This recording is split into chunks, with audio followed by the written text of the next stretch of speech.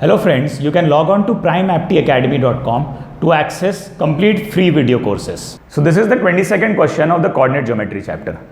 So the question says lines P and Q are parallel and x-intercept of line P is more than the x-intercept of line Q. Both the lines are neither perpendicular nor parallel to the x-axis. Which of the following statements is or are true? The y-intercept of line P is more than that of line Q. Statement 2 says y-intercept of line P is less than that of line Q. And statement 3 says product of slopes of lines P and Q is positive. So now over here, we'll draw these lines.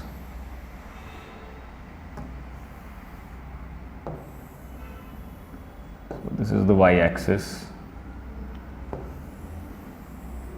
This is the x-axis. It says P and Q are parallel lines and x-intercept of P is greater than that of Q. So let the two lines be like this. Here, this is one scenario, this is P and this is Q. Okay, so this is line P, x-intercept of line P is more than that of line Q. There is also a possibility that it can also go downwards, both the lines. So there is a possibility like from P I am going here and from Q, which is parallel to P, you will go here. Okay. So these are the two possibilities that you get. Over here again, this is P, which is in this line. This is P and this is Q. Alright. Now I have to check the statements one by one. The y-intercept of line P is more than that of line Q. So over here, this is the y-axis. So y-intercept in this case, when the blue line case is there. So I'll just write it in blue. If it's the blue line case, over here in the blue line case, y-intercept of P will be greater than y-intercept of Q.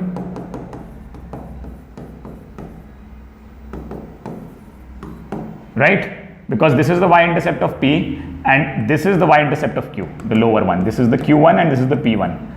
Alright. So if it is the blue line case, then y-intercept of P is greater than y-intercept of Q. But if it is the red line scenario, so in red line, this is the y-intercept of P and this is the y-intercept of Q. Now these are the negative side. So negative side, P has a higher negative value than Q. So if P has a higher negative value than Q, then in this case, y-intercept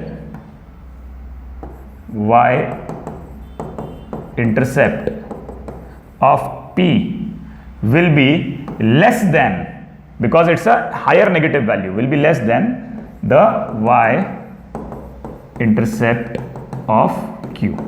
Okay, so in one case y-intercept of P is coming to be greater than y-intercept of Q. In the second case, y-intercept of P is coming to be less than y-intercept of Q. So first option is ruled out. It says y-intercept of line P is more than that of line Q. It is more if it is in the blue scenario, but in the red scenario it is less. So first option is ruled out. Second one says the y-intercept of line P is less than the y-intercept of line Q. Again, now over here in the red scenario it is true, y-intercept of line P is less than y-intercept of line Q, but in the blue scenario it is not true then. So this option is also ruled out. The last one, now if you look at it, if these are parallel lines and none of them is parallel or perpendicular to the x-axis, product of their slopes will always be positive because both of them will have the same slope. So slope of line P is, if it is m, that of Q will also be m. So it is m into m, which is m square, and m is neither 0 nor infinite because they are not parallel to or perpendicular to the x-axis.